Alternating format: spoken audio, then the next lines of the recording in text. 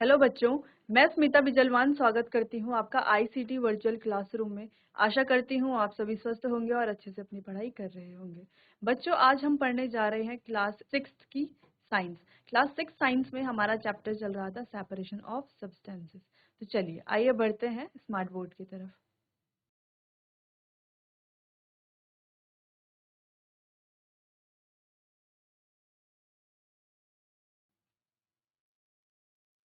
बच्चों, last lecture में हमने यहाँ पर पढ़ा था कि कैसे जो है हम पदार्थों को पृथक करते हैं।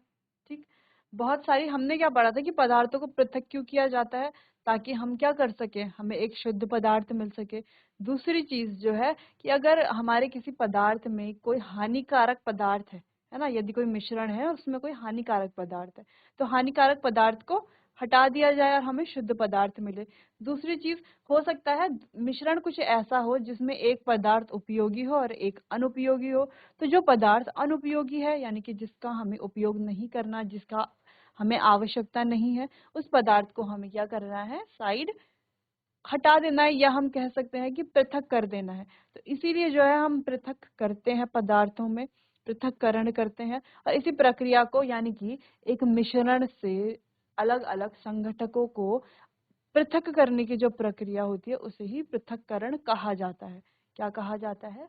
पृथक्करण, यानी कि सेपरेशन कहा जाता है बच्चों।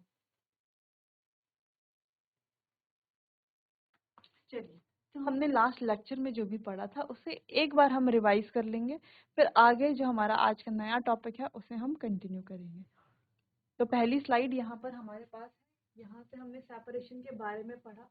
पहला कि अनवांटेड, अनवांटेड यानी कि जिसकी हमें आवश्यकता नहीं है, और अनडिजायरेबल यानी कि अनडिजायरेबल भी वही हो गया जिसकी हमें आवश्यकता नहीं है, जिसकी अब हमें डिजायर नहीं है। ठीक, तो इसीलिए जो है, जो अनवांटेड कंपोनेंट है, अवयव है, और अनडिजायरेबल अवयव है, उनको किसी मिक्सचर से हटाना। गेट अ प्योर सैंपल, ताकि हमें क्या मिल सके, एक शुद्ध पदार्थ मिल सके।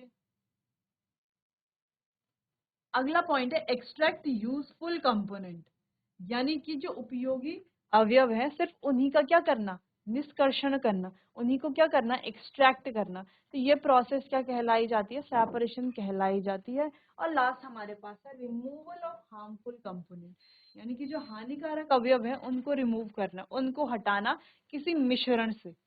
ठीक, चलिए, जैसे हम एग्जांपल ले सकते हैं। हमारे पास क्या है, एक बोल है, ठीक है बच्चों, और एक बोल में क्या है, नमकीन का मिश्रण है।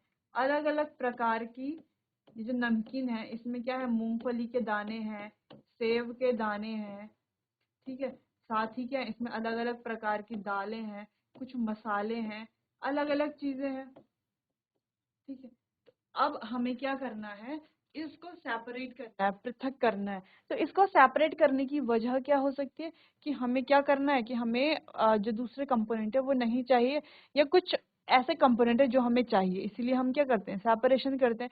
जैसे कि हम कहें कि इस नमकीन के मिश्रण से हमें मूंगफली के जो दाने हैं वो अलग करने हैं, दाल के दाने अलग करने हैं, मटर के दाने अलग करने हैं, साथ में सेब के दाने अलग करने हैं। ठीक, तो इसे ही क्या कहा जाता है, पृथक्करण कहा जाता है। आगे बढ़ेंगे। अब जैसे कि हमारे पास कोई सॉल्यूशन है, ठीक है,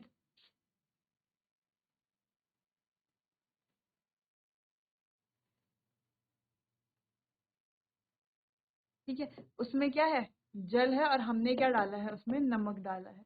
किसी चम्मच की मदद से क्या कर लिया है, उसे घोल लिया है। तो अब ये क्या बन चुका है, हमारे पास मिश्रण बन चुका है एक। अब इस मिश्रण में से अगर हमें नमक और जल अलग अलग करना है, तो इसी प्रक्रिया को क्या कहा जाएगा, पृथक्करण कहा जाएगा, जिसमें हम पदार्थों को क्या कर रहे हैं बच्चों, अलग अलग कर रहे हैं। चलिए, तो सेपरेशन की कई विधियां हमने पढ़ी थी। उससे पहले हमने पढ़ा था कि शुद्ध पदार्थ क्या होता है। अब शुद्ध पदार्थ यानी कि जब कोई पदार्थ एक ही तरह के पदार्थ से बना हुआ है, वो क्या हो जाएगा, हमारा शुद्ध पदार्थ हो जाएगा। जैसे कि अगर हम कह रहे हैं कि हमारे पास है लोहा, लोहे की कोई रॉड है, ठीक। अब लोहे की जो रॉड है वो सिर्फ लोहे ही लोहे से बनी है ना, यानी कि उसमें कोई और कॉन्स्टिट्यूएंट नहीं है। तो ये जो लोहे की रॉड होगी बच्चों, तो ये क्या होगा, एक प्रकार का शुद्ध पदार्थ होगा। ठीक, तो ऐसे ही हम डिफाइन कर सकते हैं कि शुद्ध पदार्थ क्या होते हैं, जो एक ही प्रकार के पदार्थ से मिलकर के बनते हैं। अब बात करें अगर हम अशुद्ध पदार्थ की, तो जो एक से अधिक पदार्थ से मिलकर के बनते हैं, जैसे कि बच्चों बात कर ले हम वायु। अब ये जो वायु है जिसे हम क्या कहते हैं, एयर कहते हैं, तो वायु क्या है, क्या वायु एक शुद्ध पदार्थ है या अशुद्ध पदार्थ है? कैसे आप कहेंगे, देखिए, तो वायु में क्या होता है, ऑक्सीजन गैस होती है, कार्बन डाइऑक्साइड गैस होती है ना। वायु में क्या होता है, ऑक्सीजन होती है, कार्बन डाइऑक्साइड होती है, इसके अलावा नाइट्रोजन होती है, साथ में धुआं होता है, धुएं के साथ साथ धूल होती है, जल वाष्प होता है। इतनी सारी चीजें वायु में मिली हुई होती हैं, लेकिन वो सारी चीजें क्या हमें अलग अलग दिखती है? नहीं दिखती। लेकिन मिश्रण तो होता है ना, इतनी सारी चीजें मिली हुई तो होती हैं वायु में। इसीलिए वायु भी क्या है, एक प्रकार का अशुद्ध पदार्थ ही है बच्चों। ठीक, तो यहाँ पर हमने दो तरह के पदार्थ पढ़े, शुद्ध पदार्थ और अशुद्ध पदार्थ। अब आगे बढ़ते हैं। अब इम्प्योरिटीज यानी कि अशुद्धियां क्या होती हैं? जो अशुद्धियां वह होती हैं जो किसी शुद्ध पदार्थ को अशुद्ध बनाती हैं, वही अशुद्धियां हुई, है ना। अगर हमारे पास कोई शुद्ध पदार्थ है तो उसमें कुछ अशुद्धियां हैं जो मिल करके उससे क्या बना रही है, अशुद्ध पदार्थ बना रही है, तो उन्हें क्या कहा जाएगा, अशुद्धियां कहा जाएगा। अगला बच्चों, सामांगी मिश्रण और विषमांगी मिश्रण। तो सामांगी मिश्रण और विषमांगी मिश्रण क्या होते हैं, दोनों में क्या अंतर है? अब देखो, सामांगी मिश्रण क्या है, जिसमें दो या दो से अधिक पदार्थों का अगर वो मिश्रण है, तो उसमें क्या है, हमें वो पदार्थ अलग अलग नहीं दिखेंगे, हमें सिर्फ एक ही पदार्थ दिखेगा।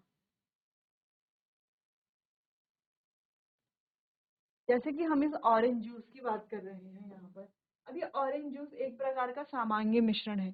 क्यों है सामांगी मिश्रण? अब आप कहेंगे कि ये तो सिर्फ ऑरेंज ही ऑरेंज से बना है, तो सामांगी मिश्रण का क्या हुआ, है ना, मिश्रण तो ये है ही नहीं। लेकिन बच्चों, ये जो ऑरेंज जूस है इसमें चीनी भी होगी, कई सारी और चीजें भी डाली होंगी, लेकिन वो सब हमें दिख रही है?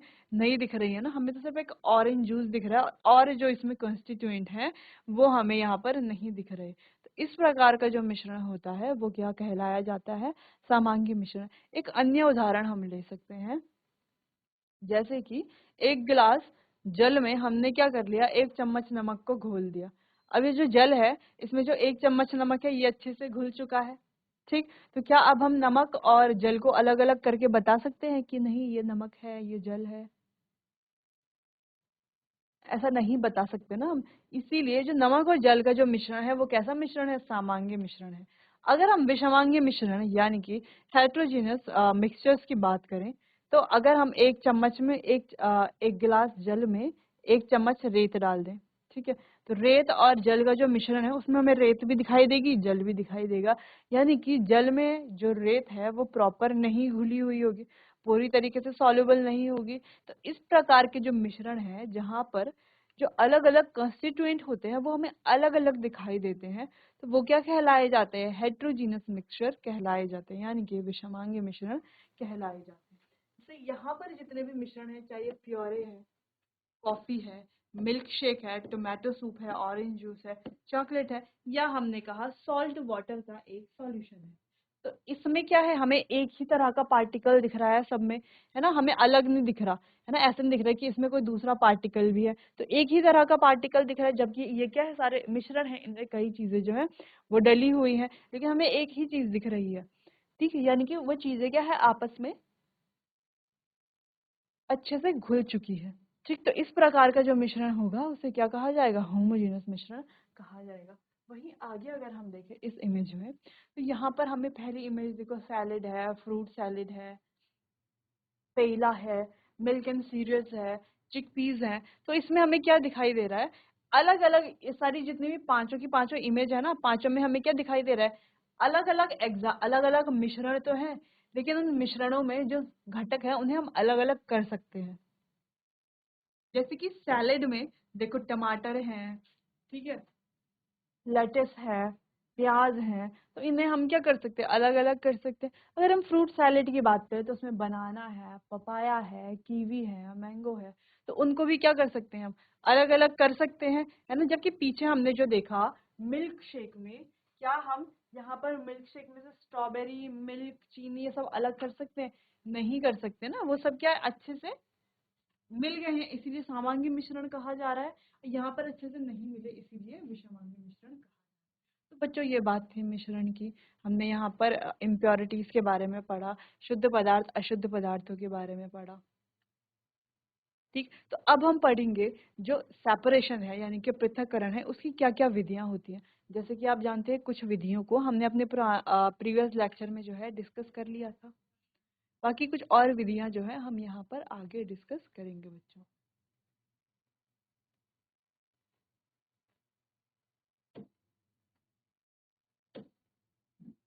चलिए, तो पहली विधि जो हमने अपने लास्ट लेक्चर में पढ़ ली थी वो थी हस्तचयन की विधि। इस विधि में क्या होता है बच्चों कि जो अनाज के जो छोटे छोटे क्या होते हैं, कण होते हैं, तो उन्हें कैसे हम किसी छन्नी की मदद से या ऐसे हम क्या नहीं कर सकते, साफ नहीं कर सकते।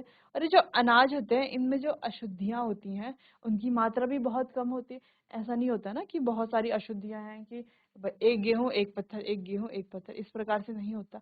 यानी कि अगर हम एक बड़ा कटोरा भर के गेहूं लेते तो हो सकता है उसमें सिर्फ एक ही पत्थर हो, है ना। तो इस तरह के जो मिश्रण होते हैं उनमें क्या होता है, बहुत कम अशुद्धियां होती हैं। तो जिसमें बहुत कम अशुद्धियां हैं और अनाज के कण भी क्या है, सिंपल सिंपल ठीक ठाक है, हम हाथ से उठा करके क्या कर सकते हैं, तो हम यहाँ पर क्या करते हैं, हस्त चयन की विधि करते हैं, यानी कि हाथ से ही अशुद्धियों को उठा करके अलग किया जाता है। जैसे कि यहाँ पर हमें दिख रहा है कि इस प्लेट में क्या है, अनाज है और उसमें कुछ अशुद्धियां भी हैं। तो यहाँ पर ये जो पर्सन है ये क्या कर रहे हैं, अशुद्धियों को अलग अलग कर रहे हैं। अशुद्धियों को अलग कैसे किया जा रहा है, हाथ से पिक करके अलग अलग किया जा रहा है, इसीलिए इस मेथड को हस्तचयन या हम कहते हैं हैंड पिकिंग। इस तरीके से जैसे कि बच्चों आप देख पा रहे हैं इमेज 1 और इमेज 2 में, इस तरीके से हाथ से पिक करके जो है अशुद्धियां हटाई जाती हैं। तो ये तो हम पढ़ चुके थे। अब बात थी थ्रेसिंग की। अब थ्रेसिंग की प्रक्रिया क्या होती है, थ्रेसिंग कब की जाती है बच्चों। चलिए, तो इस इमेज से आप समझ पाएंगे थ्रेसिंग को अच्छे से। अब थ्रेसिंग कब की जाती है, जब जो है फसल की हार्वेस्टिंग की जाती है यानी कि कटाई की जाती है।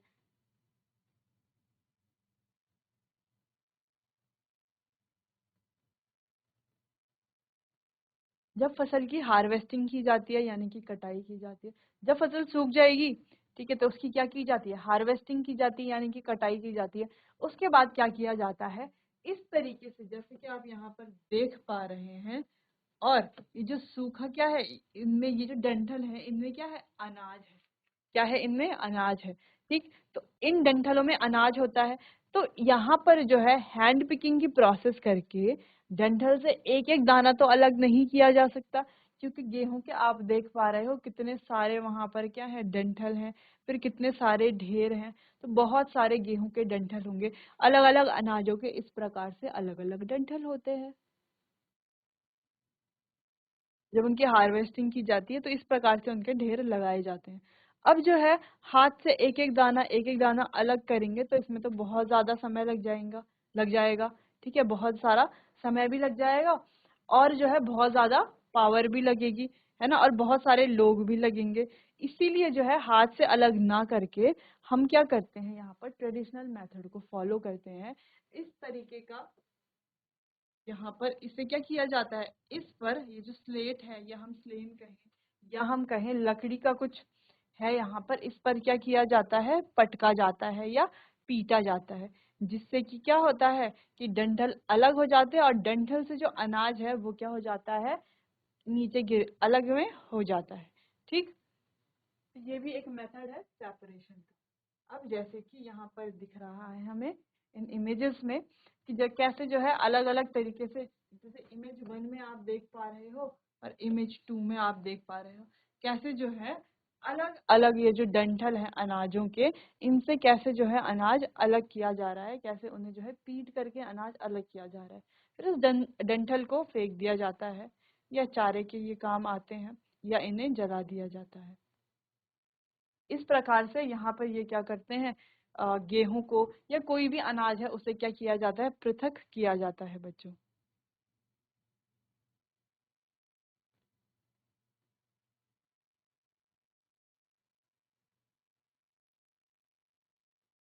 चलिए, अब आगे बढ़ते हैं विनोइंग की प्रक्रिया की तरफ।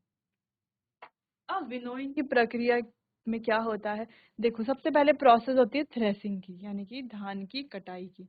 तो जब हमारी फसल है उसकी हार्वेस्टिंग की जाती है, कटाई की जाती है, उसके बाद प्रोसेस की जाती है थ्रेसिंग। ठीक। अब थ्रेसिंग में क्या होता है कि जो धान है वो डंठल से अलग किया जाता है। अब थ्रेसिंग के बाद अगली प्रोसेस आती है विनोइंग की, ये वाली प्रोसेस जो हम अभी पढ़ने जा रहे हैं। अब इस विनोइंग की प्रोसेस में क्या होता है बच्चों, जैसे कि हम देख पा रहे हैं यहाँ पर, इस तरीके से हम क्या करते हैं, जो थ्रेसिंग के बाद का जो अनाज हमने इकट्ठा किया है, अब उस अनाज में क्या होता है, डंठल होते हैं, मिट्टी के कण होते हैं, भूसा होता है। तो उसे साफ कैसे किया जाता है, इस प्रक्रिया से।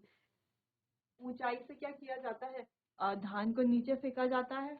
ठीक। और धान के जो कण होते हैं वो भारी होते हैं, तो वो क्या करेंगे, एक जगह पर घिरेंगे और ढेर बनाएंगे। जबकि उसमें जो अशुद्धियां होती हैं, जैसे कि डंठल है, डंठल के छोटे कण हैं, भूसा है, मिट्टी है, तो वो कैसे होते हैं, हल्के होते हैं पार्टिकल्स। वो वाले कण क्या होते हैं, हल्के होते हैं, तो वो वायु से क्या हो जाते हैं, अलग हो जाते हैं, और धान धान हमें अलग मिल जाता है। आगे कुछ इस इमेज में भी कुछ इस तरीके से ही हो रहा है कि इन्हें क्या किया जा रहा है, देखो इस तरीके से इसे ऊपर उछाला जा रहा है, सारी अशुद्धियां क्या हो जाएंगी, हवा से अलग हो जाएंगी, और धान धान हमें अलग से मिलेगा। जैसे कि सेम यहाँ पर भी हमें इमेज में दिख रहा है कि जो हर्स्ट पार्टिकल है, यानी कि डंठल के जो छोटे छोटे पार्टिकल्स हैं या मिट्टी के कण हैं, तो इस प्रकार से ऊंचाई से हम क्या करेंगे, इन्हें नीचे फेंका जाएगा, नीचे की ओर डाला जाएगा, और हवा से जो है ये जो कण है, जो इसमें अशुद्धियां हैं वो अलग हो जाएंगी, और हमें यहाँ पर मिलेगा धान का ढेर।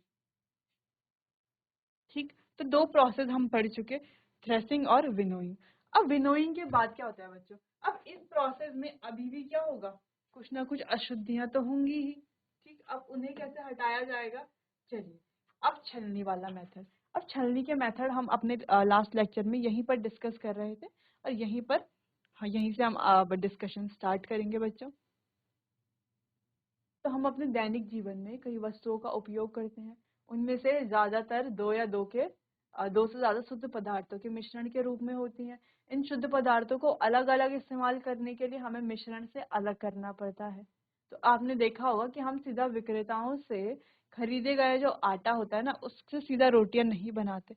हम क्या करते हैं, पहले उस आटे में से जो कुछ अशुद्धियां होंगी उनको छलनी की मदद से पृथक कर लेते हैं, फिर आटे को गूंद कर जो है रोटियां बना करके हम उसका उपयोग करते हैं बच्चों। तो यहाँ पर आमतौर में इस तरीके का जो मिश्रण होता है, जिसके छोटे छोटे पार्टिकल्स, जैसे आटा है, तो उसके जो कण है वो बहुत छोटे होते हैं। तो यहाँ पर हम ज्यादातर क्या उपयोग करते हैं बच्चों, ज्यादातर हम यहाँ पर छलनी का उपयोग करते हैं अशुद्धियों को अलग करने के लिए।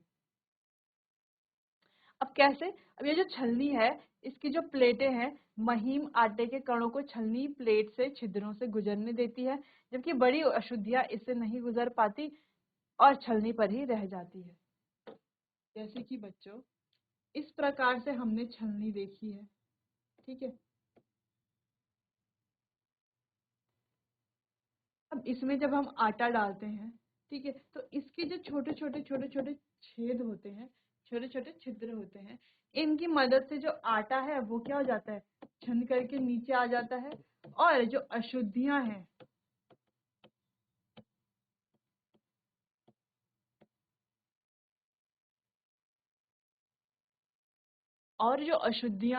वो क्या हो जाती हैं, यहाँ पर ही रह जाती हैं बच्चों। अशुद्धियां ऊपर ही रह जाती, क्योंकि अशुद्धियों के कण क्या होते हैं, बड़े होते हैं, जो कि छलनी से नीचे नहीं आ पाते, और नीचे हमें क्या मिलता है, साफ शुद्ध आटा मिलता है। इसीलिए जो मोटे कण होते हैं उनको महीन जो कण होते हैं, यानी कि जो हमारे छोटे छोटे कण होते हैं, उनसे अलग करने के लिए छलनी प्लेटों का उपयोग किया जाता है बच्चों। तो सिंपली कणों के आकार में अंतर के आधार पर, ठीक है, कणों के आकार में अंतर के आधार पर मिश्रण से कणों को अलग करने की इस विधि को छलनी कहते हैं। ठीक, क्या कहते हैं बच्चों, इसे छलनी कहते हैं, या हम इसे इंग्लिश में क्या कहा जाता है, सीविंग कहा जाता है। अब यहाँ पर जैसे कि आप देख ही पा रहे हो, छलनी की जो प्लेटें होती हैं उनमें जालीदार या छिद्रित तल होते हैं जो केवल एक विशिष्ट आकार के कणों को ही इससे गुजरने देते हैं। ठीक है, जैसे कि जाल का आकार इसके उपयोग के आधार पर एक स्थान से दूसरे स्थान पर भिन्न हो सकता है। ठीक, अब हम ऐसे ही नहीं कह सकते कि जो छलनी है वो सिर्फ जिससे हम आटे को छानते हैं सिर्फ उसी प्रकार की छलनी होती है क्या? नहीं, हमने क्या है, बड़ी बड़ी छलनियां भी देखी हैं जो है कई प्रकार की दालों को पृथक करने के काम आती है। तो अगर हमारे पास बच्चों एक बोल है, ठीक है, एक बाउल है, तो इस बोल में क्या है, अलग अलग दाल के पार्टिकल्स है। अब कुछ जो है राजमा के पार्टिकल्स है जो कि बहुत बड़े बड़े हैं, और कुछ जो है छोटी बारीक दाल के पार्टिकल्स है। अब हमें छोटी दाल को राजमा की दाल से अलग करना है, तो क्या आटा छानने वाली छलनी से कर पाएंगे क्या हम?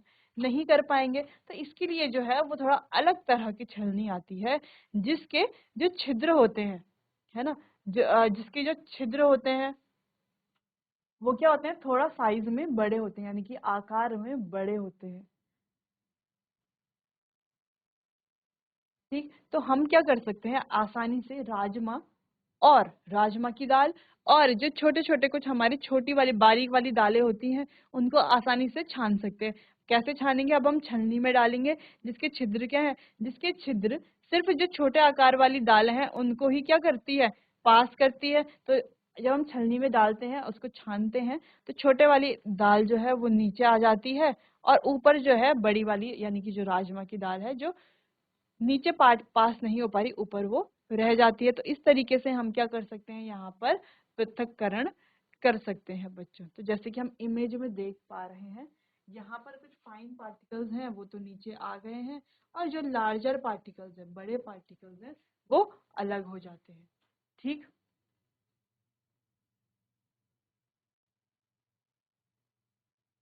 तो छलनी, उदाहरण के लिए छलनी का उपयोग गेहूं से भूसी और पत्थर को अलग करने के लिए भी किया जाता है। अब गेहूं से भूसी और पत्थर को अलग करने के लिए भी किया जाता है। यहाँ हम आटे को अलग करने के लिए इस्तेमाल की जाने वाली छलनी की तुलना में बड़े आकार की छलनी का उपयोग करते हैं। जैसे कि यहाँ पर कहा जा रहा है कि उसमें से गेहूं, भूसी और पत्थर का कोई मिश्रण है, तो उससे अगर हमें अलग करना है, पृथक करना है, छानना है, तो हम थोड़ा बड़े आकार वाली छलनी का उपयोग करते हैं, जिससे कि गेहूं गेहूं नीचे आ जाता है और ऊपर जो है क्या बच जाते हैं, पत्थर बच जाता है। या हो सकता है कि गेहूं के पार्टिकल्स ऊपर रह जाएं और नीचे जितनी भी उसमें अशुद्धियां हैं वो सारी छन करके नीचे आ जाए। ठीक है, तो दो तरीके से ये हो सकता है बच्चों। अब जैसे कि इमेज वन में हम देख पा रहे हैं कि कोई फाइन पार्टिकल्स हैं, और ऊपर ऊपर क्या बच जाएगा, इसका भूसा बच जाएगा, और नीचे क्या आ गई, सारी की सारी जो पार्टिकल्स हैं वो नीचे आ गए हैं।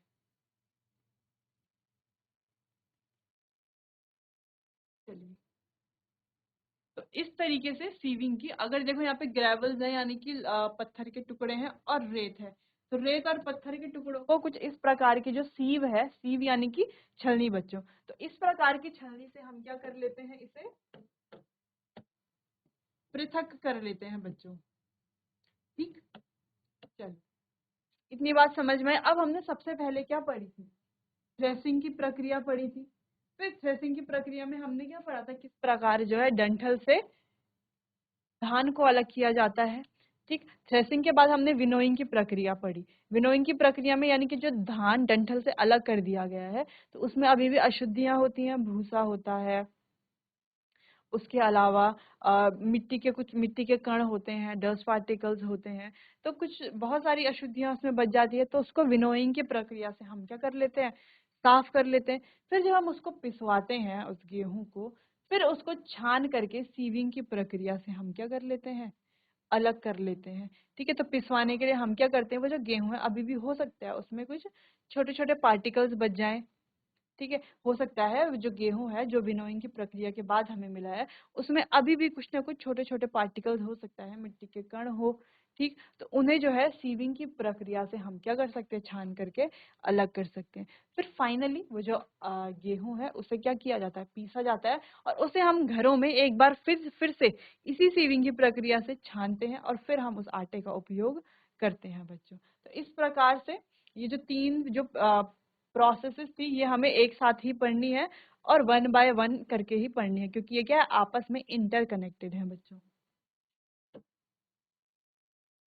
इस प्रकार आप देख पा रहे हैं जैसे कि इस इमेज में। चलिए तो एक बार इसे फिर से आप पढ़ लेते हैं। You might have been seen your mother use sieve to separate impurities and brand from flour before using it. तो आपने देखा होगा आपकी मदर जब फ्लोर को क्या करती है, साफ करती है। तो फ्लोर यानी कि जो हमारे पास आटा होता है उसको जब साफ करती है तो उसे कैसे किया जाता है, उसको छन्नी की मदद से साफ करती है जिससे कि ब्रांड ब्रांड यानी कि बच्चों यानी कि जो भूसा है वो अलग हो जाए और जो फ्लावर है वो अलग हो जाए। The separation of technique of sieving are mainly use in flour mills. अब ये जो टेक्निक है ये ज्यादातर जो फ्लावर मिल्स है वहां पर यूज की जाती है जहां पर इम्प्योरिटीज को सेपरेट किया जाता है गेहूं से, उसको ग्राइंड करने से पहले यानी कि उसको पीसने से पहले। तो ये जो सीविंग की प्रोसेस है ये पत्थर, भूसा, डंठल इन चीजों को क्या करती है, अलग करती है गेहूं से।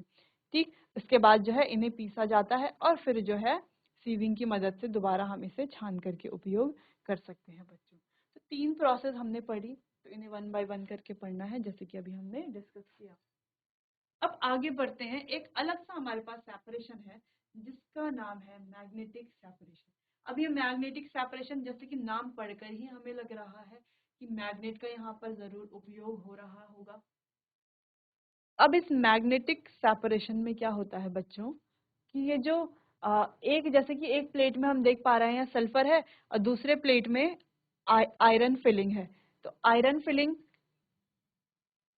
अब ये आयरन फिलिंग जो होती है वो क्या होती है, लोहे से बनी हुई होती है ना, लोहे की फिलिंग होती है। ठीक है, इनके हम कह सकते हैं लोहे का बुरादा भी हम इसे कह सकते हैं। ठीक, तो लोहे का बुरादा होता है और सल्फर है। तो इन दोनों का अगर कोई मिश्रण है यानी कि ये दोनों अगर किसी मिश्रण में है यानी कि इन दोनों का एक मिश्रण है यानी कि ये दोनों आपस में मिले हुए हैं। तो कैसे इन दोनों को अलग किया जाएगा, इन्हें किसी मैग्नेट जिसे कि हम चुंबक कहते हैं, तो इस प्रकार से चुंबक की मदद से इन्हें क्या किया जाता है, सेपरेट किया जाता है। हम क्या करेंगे, जिसमें सल्फर है और आयरन फिलिंग है, हम क्या करेंगे उसके ऊपर क्या करेंगे, मैग्नेट को घुमा देंगे। तो जितनी भी आयरन फिलिंग होगी वो क्या होगी, मैग्नेट द्वारा अट्रैक्ट की जाएगी। ठीक, और मैग्नेट पर चिपक जाएगी। जब मैग्नेट पर सारी आयरन फिलिंग्स चिपक जाएंगी फिर हम क्या कर लेंगे, सल्फर हमारे पास अलग बच जाएगा। तो इस प्रकार हम सल्फर और आयरन फिलिंग का जो मिश्रण है उसे क्या कर पाएंगे बच्चों, सेपरेट कर पाएंगे। और इसी प्रोसेस को हम क्या कहते हैं, मैग्नेटिक सेपरेशन, ये चुंबकीय पृथक्करण कहा जाता है बच्चों। तो इसे आप नोट कर लीजिए एक बार।